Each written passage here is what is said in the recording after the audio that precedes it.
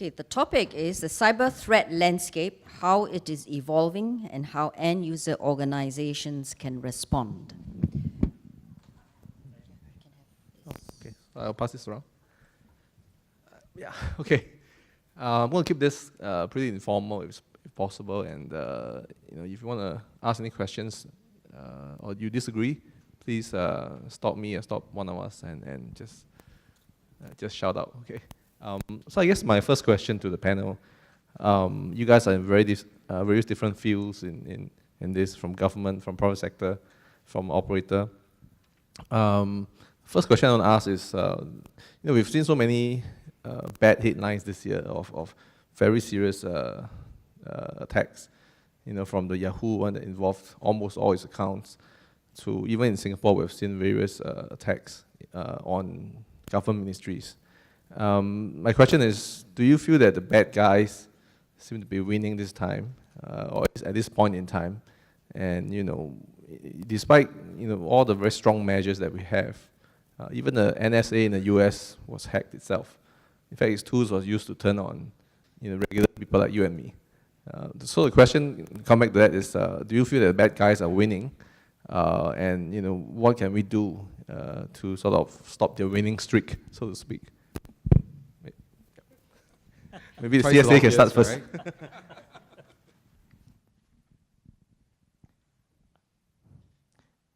Okay, I think we have to be optimistic, because once you have a pessimistic outlook, then already the war is lost. All right, so you have to be optimistic. And I mean, even the big guys like NSA and can be hacked. It basically shows that for cybersecurity, it's not something that is you implement one time and then that's it. You have to be constantly be aware of the changing environment. And like I think based on my experience, that's why I said that the military concept, it's the only way, at least in my view, the only way to deal with cybersecurity. Because you are always going up against another human being. You are not going against a robot. The human being will always adapt and change and find ways to go around you. And even, like I say, even like NSA and all that can still be penetrated. So the issue is not about cannot be penetrated, cannot be breached. The issue must be, once it's breached, you must detect quickly and have the ability to respond and then recover after that. That is basically the 6 things that we are trying to tell people that this is what you need to do. All right. You want to go last? I'm trying to be the last one to respond because I'm the only non-security expert on this panel. But I do have my views, and I'll do that shortly after the rest of our colleagues have done that. So I think to answer the question pointedly, my perspective is, yeah, we are absolutely losing. The headlines tells us we're losing. Being in the industry, talking to real life customer tells me that we're losing. And my perspective is the reason why we're losing, it's really because there's a certain lack of maturity and hence awareness and hence visibility into what's really happening. And so we go around defining what is bad, right? When bad is changing all the time. When bad is actually some unknown user who doesn't know that he cannot do certain things, right? And the technology, the advancement in technology, whether it's a mobile phone or the fridge or microwave, have just allowed us to progress so much in life, to make it so easy, right? But at the same time, like what CSA, Mr. Yam said, nobody has really done a threat assessment of what this device is, the threat that it poses. So my short answer is absolutely we're losing, and we're losing because there's a lack of maturity about the threat. The risk we're all taking when you buy the microwave oven, do you really need it to be internet enabled? I mean, yeah, great, you can cook, like my cousin, right, she bought one. Great, you can activate from home, right? You can cook the chicken or whatever as she's going home. But do you really need it? I don't know. I have my own opinion on that. Maybe I'm old school that way. But again, I think it's this lack of maturity, lack of awareness, and finally visibility of actually what's happening.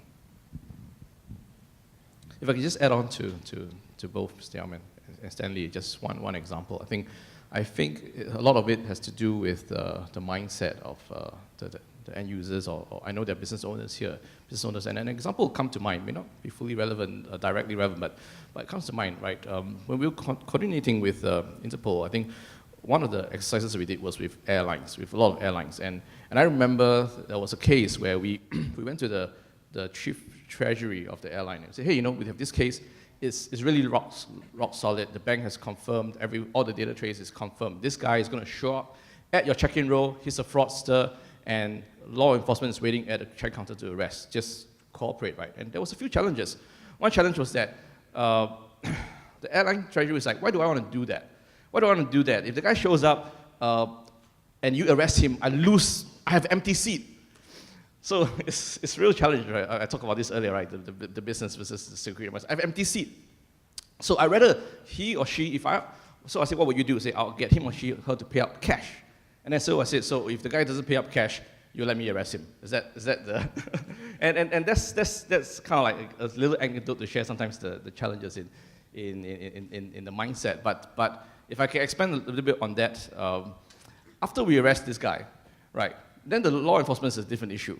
Law enforcement comes to tell us, say that, oh, okay, we arrested this guy, he's in our custody, but you must have to send somebody down to our city and make a police report. If not, we're going to let him go. I'm like, you have somebody that is confirmed fraudulent and probably part of a syndicate, a lot of things going on, but the regulations and the systems are still taking a bit of time to catch up. But anyway, to complete that story, what I shared with that treasury manager was, I said, look, you may have that person collect cash from a person, knowing that he has obtained your ticket fraudulently, and let him on the flight. But how do you know that he's not a terrorist? How do you know that all the other things are not linked? And I think that's just kind of something a food for thought. Yeah. Right. So I think I've heard from all the experts, right? The key proposition that I could really think of was that awareness. I think awareness is very important because many of us don't know the repercussions, whether the points from Nick, the points from Mr. Yam, and Stanley. It's all about whether you as business owner is aware of some of the issues that can take place if something bad happens, such as a cyber attack. Sometimes it's ransom, sometimes it's just loss of data, but the repercussion could be quite serious because it could impact not just you as a business, it could impact your suppliers and your customers as well. From my perspective as a non-cybersecurity expert would be the fact that you need somebody to kind of give you that understanding, hopefully impart a little bit of the baseline. We hear a lot of jargons many times from cybersecurity conferences, forums. Do we really understand what it is all about, right? Will there be a party that can be trusted, who is able to help you look after the safety, the security of your business environment? So I'm not trying to advertise for M1, but I think we can play the role. First of all, we are the partner that has been in business together with you the day you set up business, whether you have an email account, whether you have a broadband, whether you have wireless, and eventually if your business moves your systems onto the cloud, we are the guys who are talking to you. It makes sense for us to play that role, and I think it's an evolving scenario. Now, to Alfred's point about, are we winning or are we losing? I do personally deal with a lot of cybersecurity businesses, experts. I think it's heartening, especially to hear from Mr. Yam, that while we are fighting the war against the criminals, we have some optimism. We'll try. But what I can say is that we would then, as a telco, be able to leverage on the expertise of the cybersecurity experts and the companies that provide the solutions. And we will, I wouldn't say filter, but I would say that we will go through that process of evaluating and bringing those services to the business owners. And many times, my earlier point also that you run many different businesses. You could be a trading company, a printing company. You should focus on your business to make money, right? Let us help you look after the other threats that might surface. So my next question is, I guess, the why and the how. Why are there so many more such attacks nowadays that are successful? We've heard a lot of reasons in the past, like the NSA itself losing its secret hacking tools, right? State actors being involved, whole underground online, the dark web, selling expertise. Basically, you don't have to be an expert to be a cyber criminal today. You can actually sort of ransomware as a service, right? You go on the dark web, you can just select I actually seen it myself, you can just select the type of ransomware you want to roll out, how much you want to charge for ransom, and target certain people in certain rich countries. So there are a lot of reasons, I guess, why cyber attacks have become more prevalent and serious. So the question is also how. How can we protect ourselves better? I guess one way is by going to the operator. But with more people going, with more SMEs especially going on the cloud, bringing their business on the cloud, a lot of people are worrying that I have less visibility. Can my cloud provider be trusted? If there was a case of I think a wine shop that was hacked, its database was stolen in Singapore, and it was fined by the government for losing the customer data. And eventually, when they investigated, they didn't even know how the hackers got into the cloud server. So I guess my question is, in a very brief nutshell, how can a company that's not rich enough to hire a dedicated IT team or security team, how can they sort of limit or reduce the risk that they face online? So to answer that question, I think first you kind of need to understand the threat, right? As much as possible. So I think there's kind of like three ways you can think about it. One, it's a very targeted, well-resourced, well-funded, possibly nation state, malicious, very malicious. And to maybe counter that threat, you need to take CSA's approach of, the military approach, right? The other one, it's what I call opportunistic, meaning that they are not usually state-funded. Sometimes they are, or funded in some ways. But in this example that you raised, whether it's the wine place or a karaoke place, we've heard stories, I saw in the newspaper, right? It's opportunistic because maybe a disgruntled employees, or maybe someone who wants to steal information. So very opportunistic. The third one, and by far I think the lowest hanging fruits, are the ignorant user. I think most of us in general are not malicious in nature. We go to work, we earn a decent salary, we go home, we want to enjoy time, that simple life. And so we're not malicious in nature. But because of our lack of awareness, we tend to do certain things that are not supposed to. So if you kind of like classify the threats into these three broad categories, and then you look at your business and you go like, well, if my business is in the retail or in banking or whatever, where are the lowest hanging fruits? Because very often, the lowest hanging fruits are the one that actually introduce and escalates the threats. And also the lowest hanging fruits, if you're a CISO, I could imagine, is the one that can return you on the best possible investment on whatever technology or solution that you might want to deploy. So if you look at it that way, then I think that would be one approach. A lot of customers that I speak to, and I get a bit frustrated sometimes, is this simply a blatant lack of awareness. I had one customer telling me that it's very hard to sell health insurance to a healthy guy. And that was his answer to why he will not invest in security. It's hard to sell health insurance to a healthy guy. And I was sitting there thinking, isn't that the best time because your premiums are at the lowest? You want to fall sick, you want to have something bad hits you, and then you go scrambling, and by then the premiums will be so high. So this maturity, and this happens in Singapore, is where I think all of us have a role to play to get this awareness out, because we live a very digitized life already.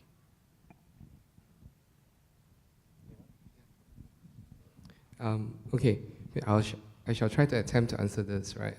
In my mind, because when Stanley was talking a little bit about the insurance, my usual analogy is actually in the form of a health checkup. So what happens is this: every year I do my health checkup, but that started 10 years ago, and it's the annual one that the company paid for, right? Perfect. You get all the scans, test your blood, da da da. I think businesses or business owners should consider doing the very first one if you have not done it before. Why? Because that gives you a level where you can understand whether you are already stricken by something. Do you have hypertension, or there is something growing inside? If you have immediately, that's where you get the experts to come in to clean it up for you. If you discover that you have not, continue the process of a yearly health checkup for your company, for your business, for the security involved in it. And that's how you can have at least a certain level of assurance, because you have a baseline set in the very first time you do it. I think that's the first step. Once you have the checkup, you will also need to determine what kind of business you're in. What kind of risk appetite do you have? So like for me, very kiasu, right? On top of my annual health checkup, I go to a heart specialist just to make sure that my heart gets scanned. Every maybe 5 years or 6 years, I do, ultrasound, etc. So that depends on your risk appetite. Obviously, also it's dependent on the type of business you are in, because if you are part of an ecosystem that supplies services to a bank, then there will be regulatory requirements to do it more stringently for the health checkup that you choose, and the type of services specific to what you deliver to the bank. If you are just a small trading house and your suppliers and your customers are overseas, etc., again, you look at the risk appetite. If losing a customer database is critical, then yes, you should pay for the checkup and make sure that you pay for the recommendation of the experts in terms of the type of protection you need to buy. It could be in the form of insurance. It could also be in the form of medication that you take daily, supplements, health supplements, to make sure that you stay healthy. So I hope this analogy will resonate with you. The same applies to the cybersecurity protection that you should have when you approach your business.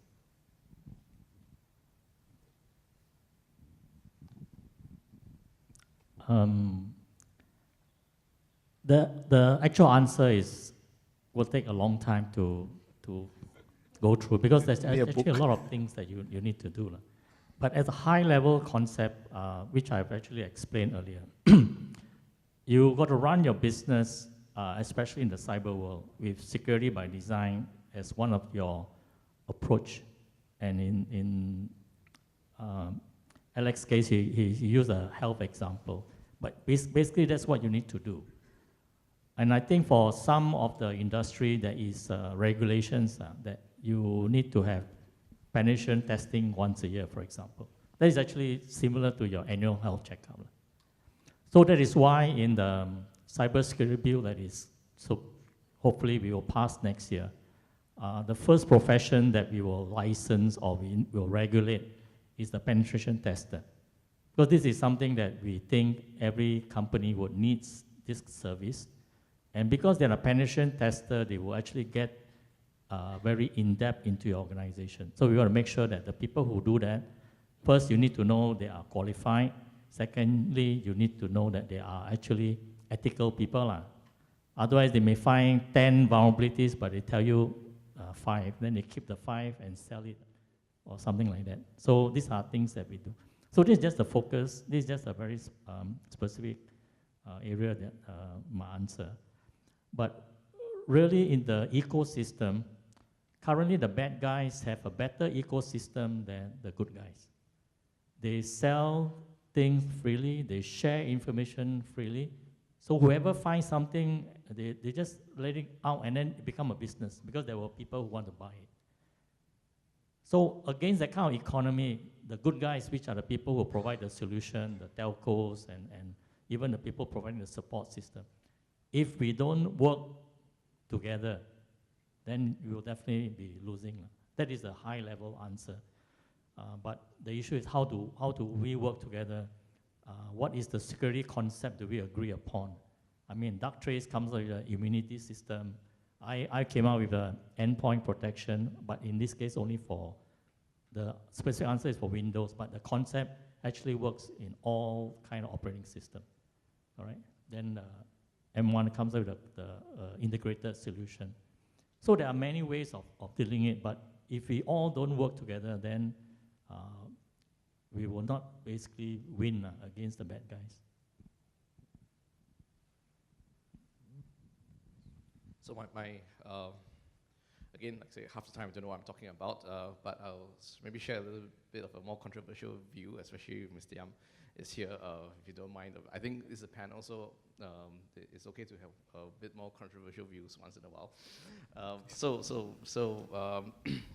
Digitalization of everything and all that. I think the millennials tend to be able to step onto the digital bandwagon a lot better than the slightly older ones and all that. And I think the environment is, I mean, I'm trying to maybe talk about the first part of the question that Alfred asked about why there's an increase and all that. Well, when I was in Visa, we looked at a lot of the data. We obviously saw a lot of increase in syndicated crime and all that. It could be state actors and all. We saw a lot of that. But we also saw that actually with the millennials and the younger ones coming out, they're being fostered in the perfect environment. Perfect environment because Mr. Yam mentioned about the negative or the bad ecosystem is so much more matured. It's easier to get on, and I think young folks today, it's great. You know, we're teaching them coding, programming, and everything, and by the thousands and all that. It's so easy for them to just kind of like latch on to this ecosystem and all that. So here's a little plug for me. I work for an investment fund, and we invest a lot in education, and this is one of the aspects that we look at. So I think before I go on, any questions from the floor? Yes. I wonder if you gentlemen have considered cultural factors in the way that people tackle cybersecurity or avoid it. The famous Asian fatalism, does that still apply? It's like, oh, well, I can't help it. I'm asking this because I happened to go by a store and recently, can't remember what it was, but they were using, I remember the stuff was fairly expensive. They were using Windows XP, and I looked at that and I said, I'm sort of a computer dumbo, but I know enough about the stuff to know that, hey, I stopped using Windows XP. So if I stop using Windows XP, why, when you are selling all this expensive stuff, and you have obviously got high-end customers, why are you doing it? And then they just said, bo pian la, this is the system my boss gives to me. So if the boss and the people are equally fatalistic, then it's a wonderful, perfect storm.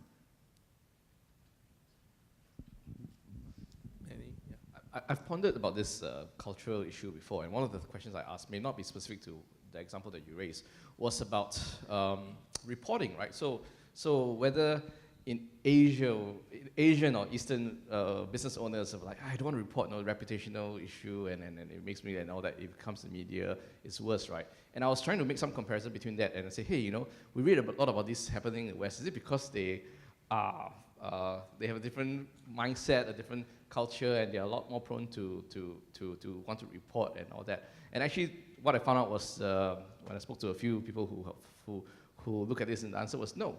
It was no. I mean, everybody doesn't want to report. Everybody's concerned about their reputation. Everybody's concerned about liability and all that. At least that's one aspect we have thought about before.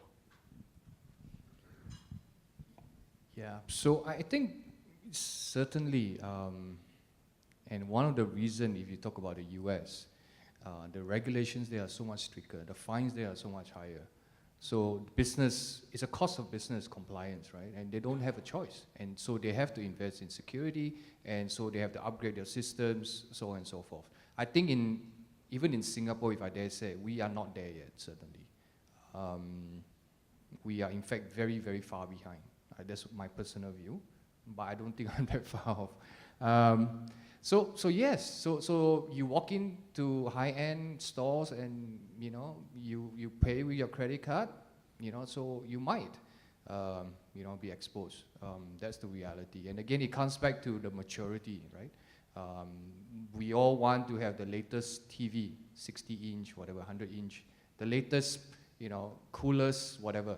But we don't think about, well, how secure is that and what impact would it have in my life?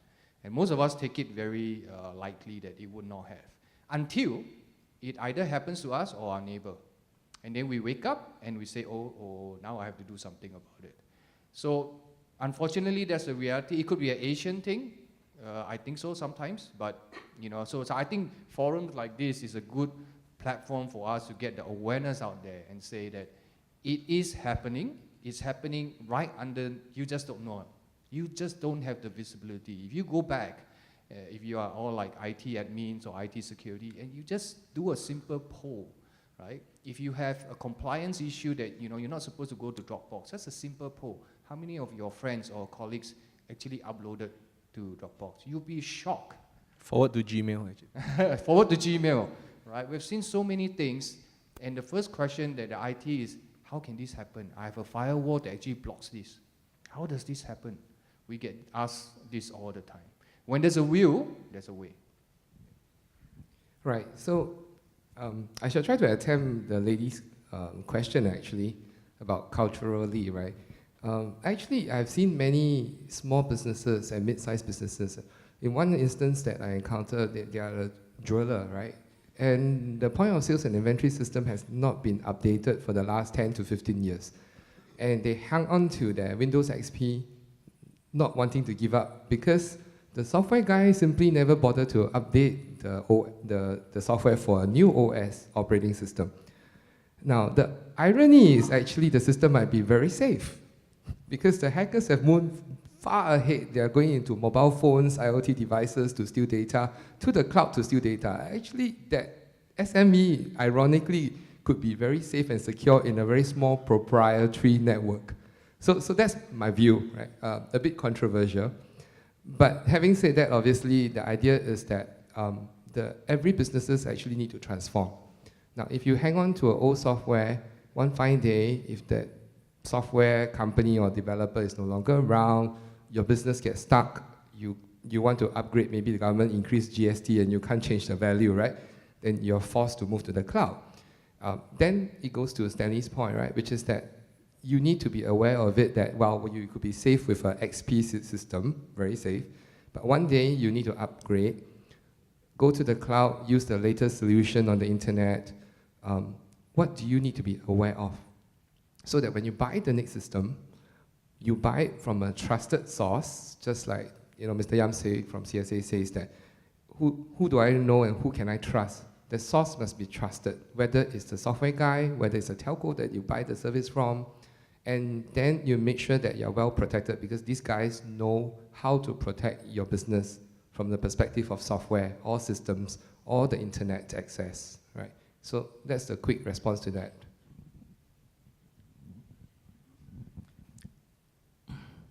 The human behavior and the cultural aspects is definitely something that you have to consider. All right. I think in the earlier point about people process, the people aspect, that's where you need to consider all these issues. Thanks. Okay, if there's more comments, I'm going to call this to a close. Thank you very much, everybody, for your attendance and attention. All right, I think I'll pass the floor on to the next speaker. Thank you.